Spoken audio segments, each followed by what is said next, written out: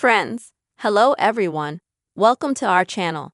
In this video, I will tell you and also show you how to disable pop-up blocker on any iPhone. Don't forget, subscribe to our channel. Please put your likes under the video and also be sure to write your comments. So, let us get down with you on this topic. And if you wanted to hook up a pop-up blocker, it's actually very easy and quick to do. You'll need to open the Settings app on your iPhone. Scroll to the bottom. Open the app. Now please find Safari. You can use the search box or just scroll through the list. Open Safari.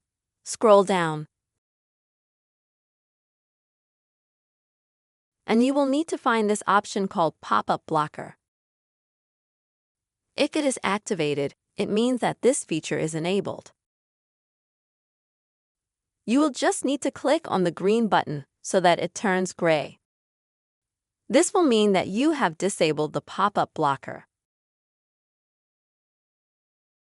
I also recommend that after these steps, if you are in Safari, that you log out of it and re-enter.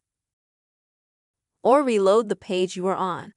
This way you can easily disable the Sales window blocker on absolutely any iPhone. Don't forget to subscribe, friends, to our channel, write comments, put your likes. See you soon.